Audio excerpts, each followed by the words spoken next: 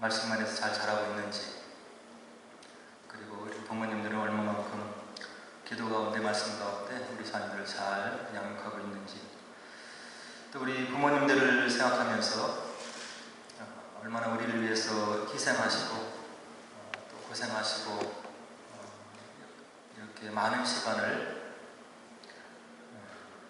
불순종할 때가 많은 우리들을 끝까지 참으시고 인도하시고 또 이렇게 양육해 주셨는지를 생각하고 감사하는 그런 시간입니다. 그래서 그렇게 돌아보는 그런 시간들이 됐으면 좋겠고요. 그래서 이런 시간들을 통해서 하나님께서 우리에게 바라시는 그런 귀한 가정들을 세워 나갔으면 좋겠습니다. 아마 여러분들 스페인 그러면 많은 곳을 이렇게 여행으로 다녀왔을 것 같아요.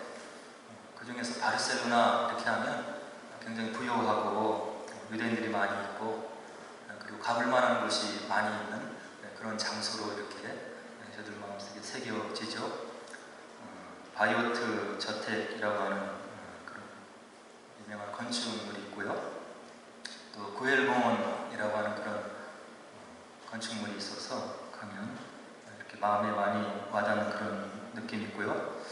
또 아무래도 무엇보다 가장 마음에 와닿는 것은 가우디 성당인 것 같아요.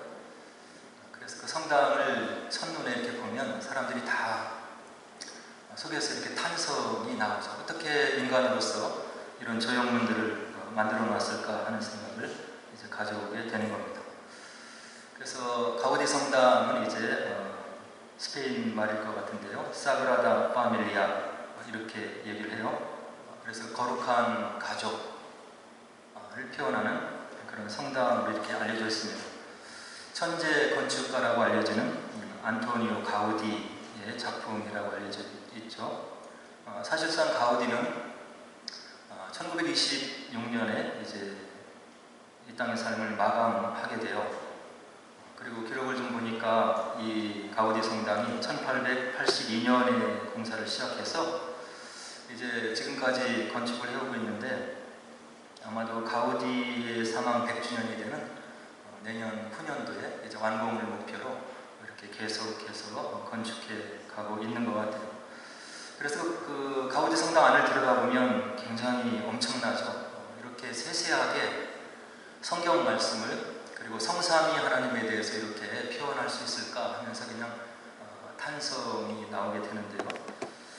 성삼위 하나님을 이제 가족으로 보고 그 성부, 성자, 성령 그 세 분의 하나님이 하나이신데 다른 것이 아니라 사랑으로 하나가 되어 있다 하는 것을 그 가우디가 이제 표현하려고 했다고 하는 그런 얘기죠.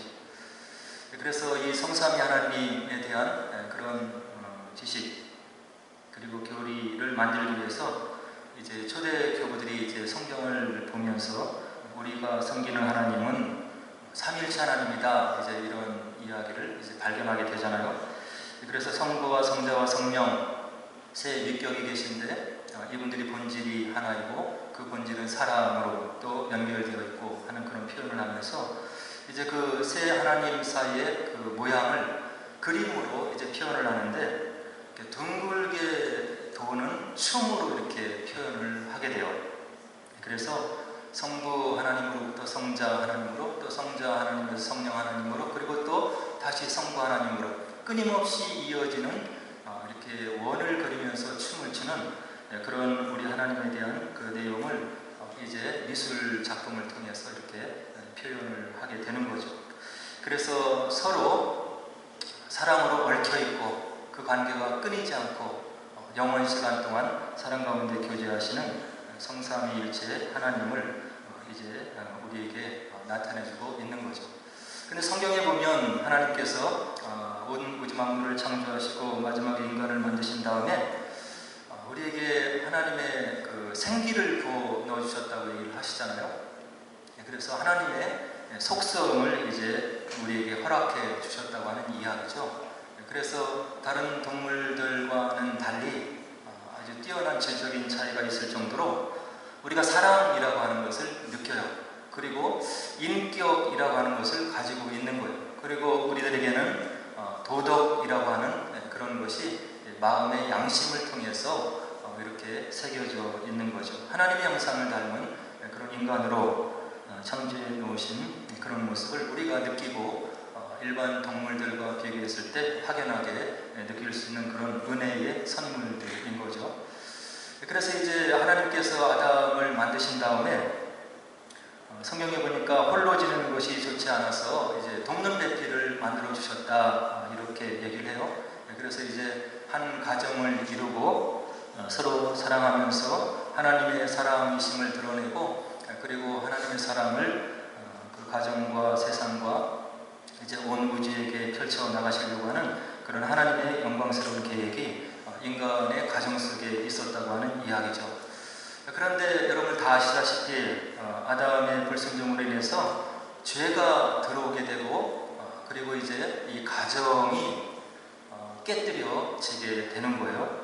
그래서 하나님께서 거룩하게 만들어 놓으신 그런 가정에서 살인사건이 일어나고, 또 구약 창세기를 읽어보면 가족의 구성원들 간에 서로 위하고 돕고 협력하지 못하고 반목하고 또 질투하고 서로가 서로를 인정하지 못하는 죄의 씨앗들이 이제 가정 속에 들어오고 있는 것을 볼 수 있는 거예요. 저희들도 아담과 하와의 후손인 거예요.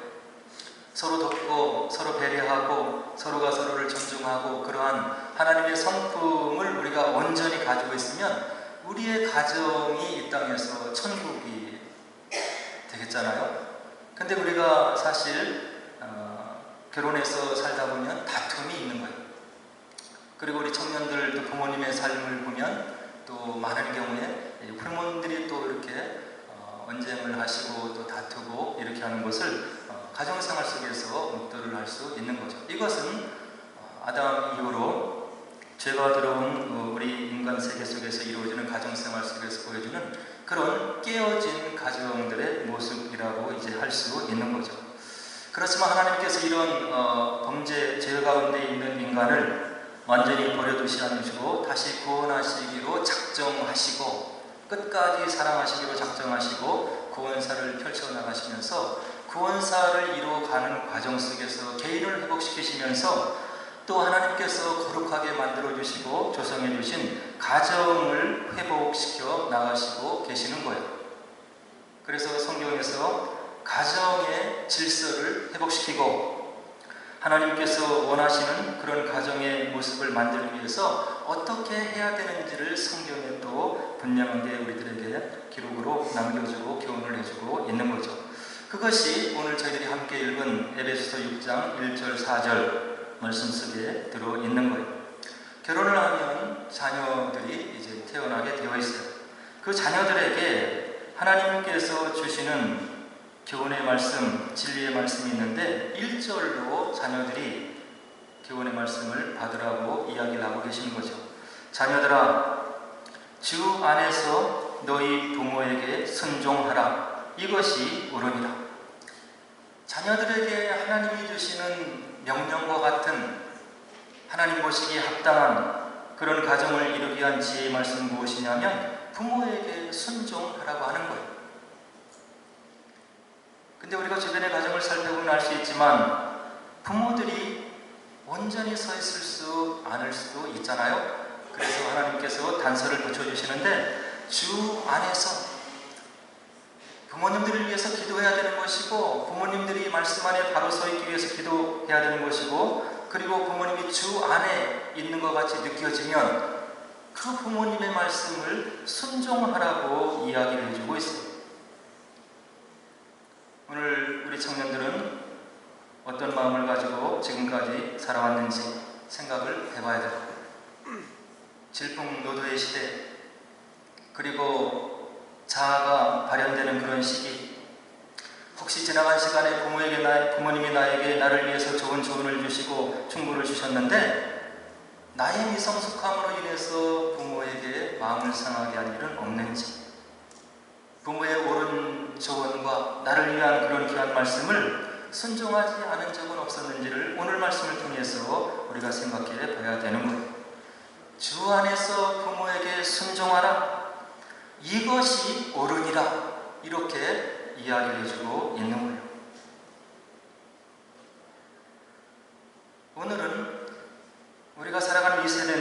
포스트 모던 시대라고 이야기를 해요. 권위가 없는 거예요. 모르겠어요. 오늘 시대를 진단하는 사람들의 이야기를 들어보면 권위를 인정하지 않는 이런 것이 세상에 팽배해 있다고 이야기를 해요. 간섭받기를 싫어하는 거예요. 젊은 청년들이. 세컨더리 스쿨을 가서 이렇게 지도해봐도 선생들의 권위를 인정하지 않아요. 집안에서도 그런 일들이 있는지 모르겠어요. 이런 개인의 욕구와 생각과 자유, 의지와 결정을 존중하는 그런 사람들을 일궈내는 시대를 읽는 사람들이 뭐라고 표현하냐면 개인의 시대다, 이런 이야기를 하는 거예요. 지극히 분화되어서 개인이 존중되고 그들의 의견을 존중해주지 않고 그들이 마음속에 원하는 것을 이렇게 제어하는 것 같으면 사람들이 받아들이기를 원치 않는다고 하는 그런 진단을 내놓고 있는 거예요. 이런 세대를 저와 여러분들이 살아가고 있는 거예요. 아마도 저희 세대에는 부모를 존경하고 가정을 위해서 희생하고 권위에 순종하는 것이 지극히 당연했는지도 모르겠어요. 그러나 오늘을 살아가는 청년들, 그리고 자라나는 우리 어린 새싹들을 보면 그렇게 그러한 삶을 살아가기가 어려울 수도 있겠다 하는 생각을 요즘 세대를 보면서 진단해 볼 수 있는 거예요. 그리고 2절에서 뭐라고 바울이 또 하나님의 말씀을 경문해 주시냐면 내 아버지와 어머니를 공경하라. 내 아버지와 어머니를 공경하라. 부모는 인간이기 때문에 완벽하지 않을 수가 있는 거예요. 그리고 잠시 잠깐 나의 마음을 서운하게 할 수도 있고, 그런데 너를 낳아주고 너를 이 땅에 있게 한 그 부모를 공경하라고 바울이 이야기를 해주고 있는 거예요. 왜 너희 부모를 공경해야 되느냐? 그것은 약속이 있는 첫 계명이기 때문에 그렇다, 이렇게 이야기를 해주고 있는 거예요. 그럼 약속이 있는 첫 계명이 무슨 뜻입니까? 하나님께서 이스라엘 백성들을 하나님 백성의 공동체로 불러주시고 애굽 생활의 노예에서 불러내주신 다음에 시내산에서 하나님의 백성 공동체로 살아가기 합당한 그런 율법을 모세에게 주시잖아요. 십계명을 주시는 거예요. 하나님이 친히 새기셔서 내 백성, 거룩한 백성이 되고 다른 타민족이 가지고 있지 않은 도덕성을 유지하고 하나님을 인정하고 그리고 나의 참된 거룩한 백성이 되게 하기 위해서 10가지의 계명을 주시는데, 그 계명 중에 5계명에 보면 약속이 따라 나오는데 내 부모를 공경하라. 이는 내가 땅에서 장수하고 잘 되리라.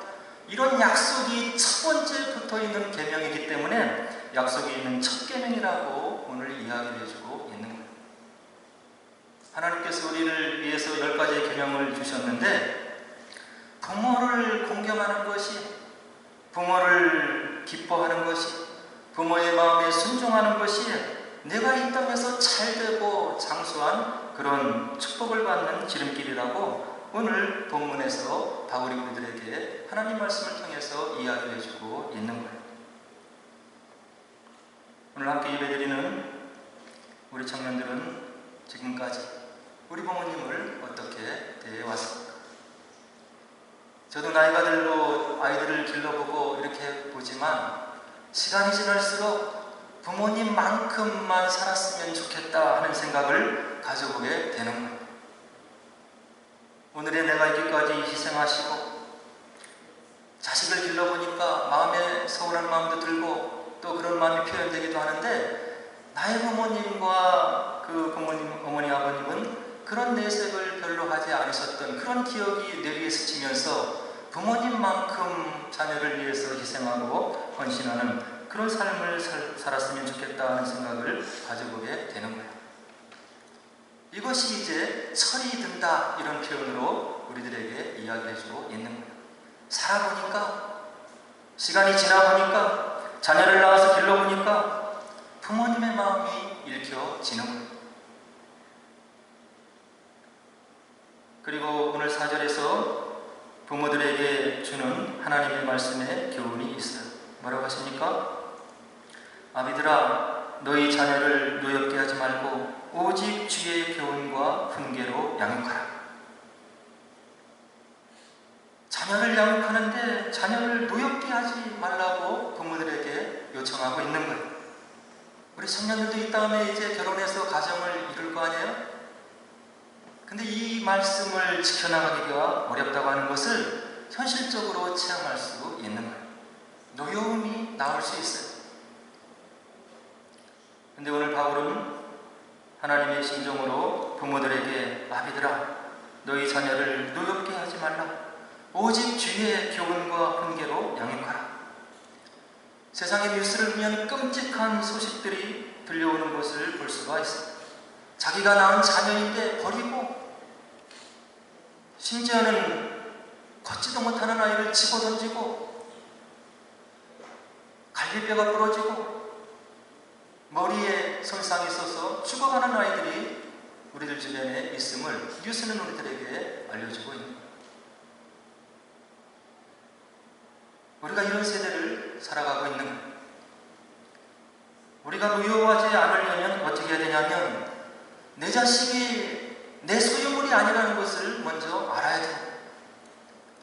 아직 미숙하고 철이 덜 들었고 시간이 좀 필요하고 하나님께서 나를 인내하시고 끝까지 기다려주시고 세컨 찬스 기회를 주시고 나를 기다려주시는 것과 마찬가지로 우리 자녀들을 위해서 기다려주고 인내하고 그들 편에서 이해하려고 노력하는 부모님들의 넓은 마음이 있어야 된다고 하는 이야기.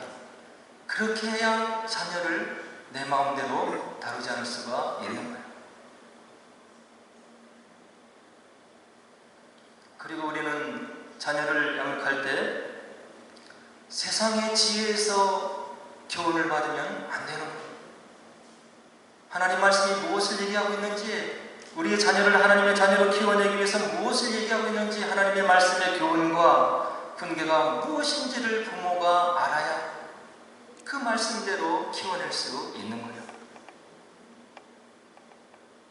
하나님이 없는 세상, 모두가 자기의 감정대로 치우쳐 사는 이런 세상, 그런 세상에 건네주는 지혜로 나에게 주어주신 하나님의 선물을 양육해 나가면 문제가 생기는 거예요. 하나님 말씀이 무엇을 얘기하는지, 부모가 어떤 마음으로 또 자녀를 위해서 어떻게 기도해야 되는지를 배우고 그 하나님의 교훈과 훈계로 양육할 수 있는 말씀의 능력자들이 돼야 우리의 자녀를 잘 길러낼 수 있는 거예요. 그래서 말씀을 아는 것이 중요한 거예요. 그리고 에베소서 5장 바로 전장에 보면 남편과 아내에게 주는 교훈도 있어요. 하나님은 질서의 하나님이신 거예요. 어느 공동체, 어느 단체, 어느 모임에 가도 질서가 없으면 그 공동체가 온전하게 유지될 수가 없는 거예요. 하나님께서 세워주신 질서가 무엇이냐면 아내들은 죽게 하듯 남편에게 복종하라, 이렇게 이야기하는 거예요. 여기 복종은 불종이 아니고 질서를 따라서 섬기고 인내하고 그리고 가정을 세우라는 그런 이야기겠죠. 그리고 남편들에게 주시는 그런 교훈의 말씀은 그리스도께서 교회를 사랑하시듯 아내를 사랑하라고 이야기를 해주고 있는 거예요. 참 어려운 말씀이죠. 화성에서 온 사람, 금성에서 온 사람이 서로 만나서 결혼을 하고 가정을 이루어 살아가는데 마음이 맞을 리가 없는 거예요. 하나님의 말씀을 따라가야 되는 거예요. 권위를 인정하고 남편을 또 사랑하려고 노력하고 그렇게 해야 가정이 세워질 수 있다고 한다는 이야기예요. 요즘에 핵개인의 시대를 얘기하는 사람들은 무엇이라고 얘기하면 꼭 가정 안에서 아이를 낳아야 되느냐? 그것이 아니다. 개인의 결정을 존중해주고 그것을 인정하라, 이런 이야기를 하는데 그것은 하나님의 법칙이 아닌 거예요. 성경에서는 피메일리즘을 얘기하고 있는 거예요. 역사를 살펴보면 하나님께서 허용적으로 남성주도의 그런 사회를 인정해 오셨습니다. 그러나 복음이 들어가는 곳마다 여성의 지위가 향상되고 또 회복이 되어서 지금은 여성의 지위가 엄청 향상이 되고 기독교 국가에서는 남성보다 오히려 위에 있는 그런 현상을 느낄 수가 있는 거죠. 그러나 성경에서는 남자의 역할이 있는 것 같고 여자의 역할이 있는 거예요. 물론 서로 돕는 역할이지만 주어진 역할이 다르다는 것을 이야기하고 있는 거예요. 그래서 서로 그것을 이해하고 사랑으로 섬기고 수고하는 그것만이 우리들의 삶 속에 남는다고 이야기를 해주고 있는 거예요. 이런 사랑의 수고와 섬김이 있었기 때문에 오늘 저와 여러분들의 가정이 있는 거예요. 가정이 바로 유지되고 부족한 면이 있지만 그래도 어머니가 참고 아빠가 또 좀 뒤로 물러서고 그런 사랑의 섬김과 수고가 있었기 때문에 우리의 가정이 지금까지 있는 거예요. 우리 청년들도 이다음에 결혼을 하게 되고 가정을 이루면 이런 하나님의 말씀에서 무엇을 얘기하는지를 살펴야 되고 귀를 기울여 봐야 되는 거예요. 그러면 가정이 회복이 될 수 있는 거예요. 그리고 예수님께서 또 다른 가족을 우리들에게 이야기를 해주고 계세요. 마가복음 12장, 마태복음 12장, 마가복음 3장, 누가복음 8장에 보면 예수님께서 무리들과 얘기하고 계실 때 예수님의 어머님과 동생들이 예수님을 찾아왔어요. 그리고 밖에서 서 있었어요. 그 장면을 보고 제자들이 이야기를 해요. 보소서 당신의 어머니와 동생들이 당신께 말하려고 밖에 서 있나이다. 이때 예수님께서 뜻밖의 이야기를 해주고 있어요. 누가 내 어머니이며 내 동생들이냐? 육신의 어머니, 동생들이 밖에 와서 예수님을 찾아와서 얘기하려고 기다리는데 무리들을 향해서 뜻밖의 얘기를 하시는 거예요. 누가 내 어머니고 내 동생들이냐? 그러시면서 하시기를 누구든지 하늘에 계신 내 아버지의 뜻대로 하는 자가 내 형제요 자매요 어머니이니라. 육신의 가정이 중요하죠.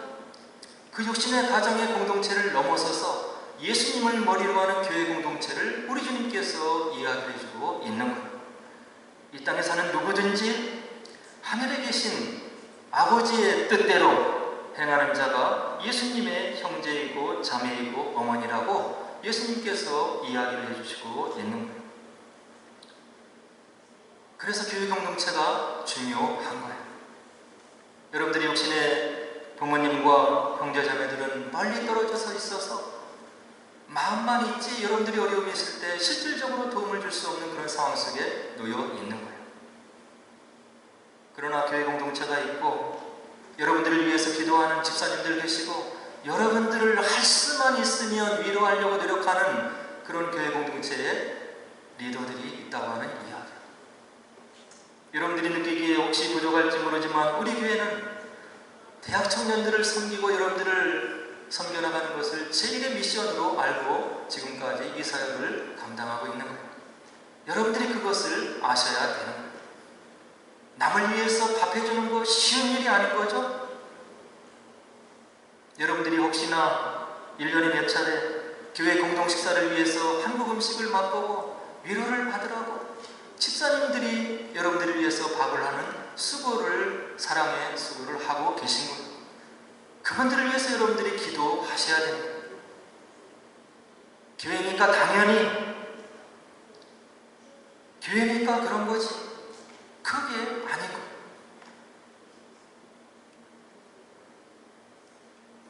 그리고 이 교회는 전투하는 교회라고 이야기를 하고 있는 거예요.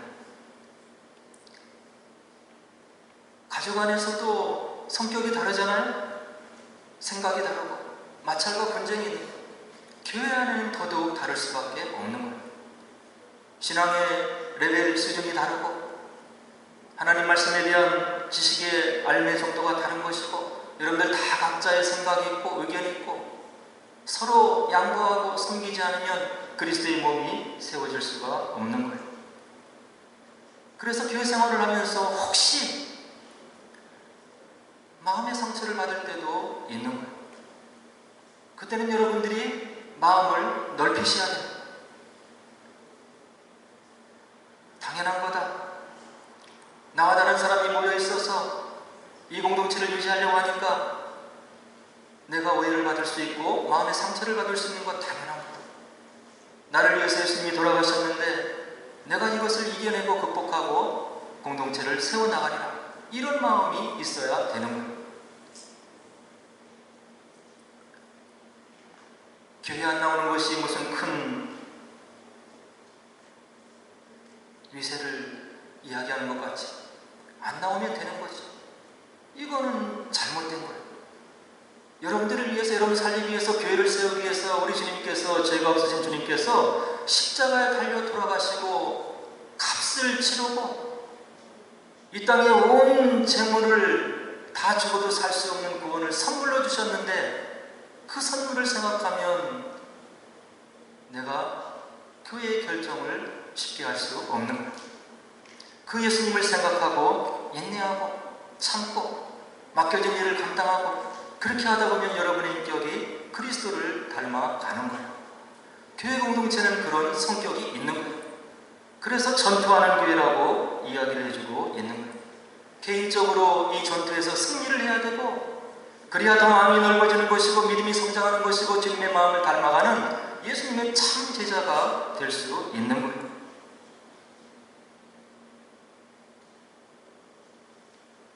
그리고 이 교회 공동체를 섬기기 위해서는 여러분들이 해야 될 일이 있는 거예요.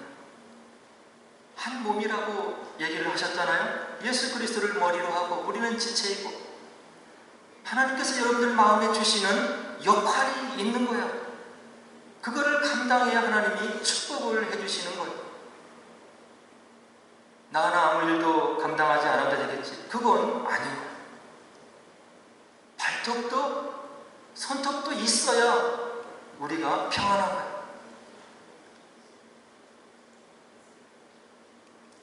나에게 맡겨주신 교회 공동체를 세우기 위한 지체됨의 역할은 무엇인지를 기도하면서 생각해야 되는 거예요.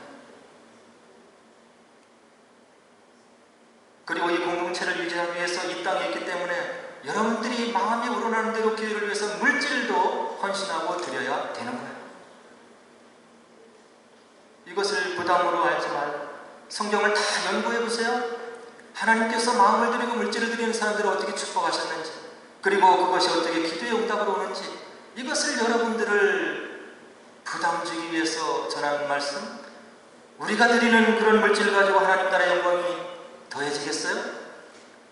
은도 내 것이요, 은도 내 것이요, 천하만물이 내 것이고 내가 말씀으로 창조했고 너희들을 나의 거룩한 사역에 부르기 위해서 기회를 주시고 헌신할 수 있는 기회를 주시는 것이 그런 통로인데, 그것을 통해서 우리의 마음이 주님을 더욱 알아가라고, 더욱 커다란 축복을 주셔도 감당할 수 있는 인격이 되라고 하는 하나님의 귀한 뜻이 있는데, 물질의 헌신에 인색해서는 안 되는 거예요.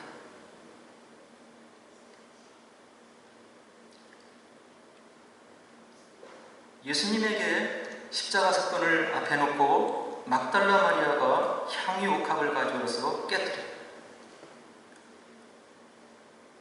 굉장히 비싼 향유 옥합인데 막달라 마리아가 예수님의 십자가 사건을 앞에 놓고 그것을 깨워서 예수님에게 부어드리고 자기의 머리털을 가지고 예수님의 발을 씻기시는 그런 장면이 있는 거예요. 막달라 마리아가 누구입니까? 7 귀신 들려서 사람 대접받지 못하고 예수님을 만나서 귀신이 쫓겨나가고 사람 대접받고 예수님의 사랑을 마음속에 체험한 그런 사람인 거예요. 태어나서 처음 사랑 대접을 받고 예수님의 극진한 사랑을 받아본 막달라 마리아, 자신이 가지고 있는 것 중에 아까울 것이 없는 거예요. 주변의 제자들도 마음에 판단했잖아요. 그것을 팔아서 가난한 자들에게 줄 것이지 왜 의미하느냐. 제자들보다 막달라 마리아가 예수님의 사랑을 더 깊게 체험하는 거예요. 주님을 위해서 무엇을 할 수 있을까? 시간 드리고 이 땅의 삶 중에 가장 중요한 물질 드리고 우리의 마음을 드리는 그런 헌신의 모습이 우리들에게 있어야 된다고 하는 이야기. 그래서 주님께서 너희의 물질이 있는 곳에 너희들의 마음이 있다고 이야기를 합니다. 드릴 수 있는 기회가 있는데, 헌신할 수 있는 기회가 있는데 그것을 계속 무시하는 것은 아직도 우리가 연약한 믿음이라고 하는 거예요. 예수님의 사랑을 깨닫지 못하기 때문에, 나에게 임한 구원이 10원에서 1원 뺀 그런 구원의 수준에 머무르기 때문에 우리가 시간 드리는 것 인색하고 물질 드리는 것 인색하고 하나님께 마음 드리는 것이 인색할 수밖에 없는 거예요. 축복의 통로로 삼기 위해서, 기회를 주시기 위해서, 하나님의 거룩하신 구원사의 동역자로 부르시기 위해서, 우리의 자손들을 축복하시기 위해서 그런 기회를 허락해 주시는 그런 것으로 해석을 바로 해야 되는 거예요. 하나님 말씀이 무엇을 얘기하시는지를 분명히 깨달으시고, 우리에게 예수님의 모습이, 희생이, 구원의 선물이 어떤 것인지를 마음에 다시 한번 새기시고, 하나님 말씀이 우리에게 얘기하는 가정을 세울 수 있는 지혜를 말씀을 통해서 얻으시고, 그리고 하나님의 몸된 교회를 위해서 내가 무엇을 할 것인지를, 주님 앞에 어떤 헌신을 드려나갈 것인지를 기도하시고 마음에 작정하시고 그런 헌신을 들어 나가셔서 주님께서 주시는 부유한 축복을 받아 누리시고, 우리의 자녀들이 더욱더 복된 길로, 축복된 길로 걸어가는 것을 눈으로 목도하고 하나님 나라의 백성으로서 그런 체험을 느끼시고 살아가시는 저 여러분 되기를 주의 이름으로 간절히 축원을 드립니다. 함께 기도하도록 하겠습니다.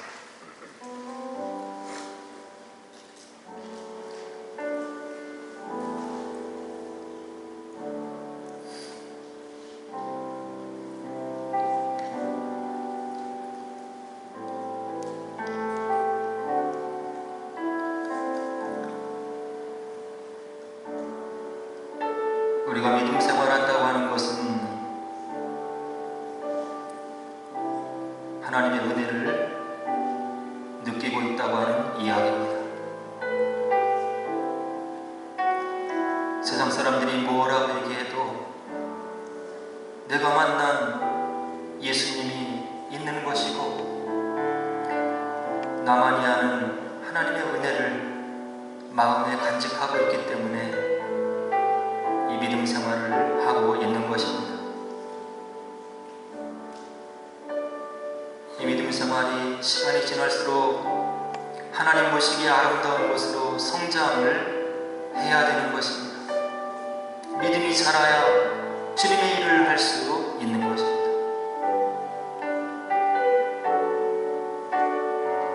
구원으로 부름받기까지는 하나님께서 역사하시고 보여주시고 인도하시는 그런 은혜가 있다고 한다면, 은혜 안에 들어온 다음에는 하나님의 약속의 말씀을 믿고 결단을 내리는 그런 성숙한 모습을 하나님께서 요청하고 계신 것입니다.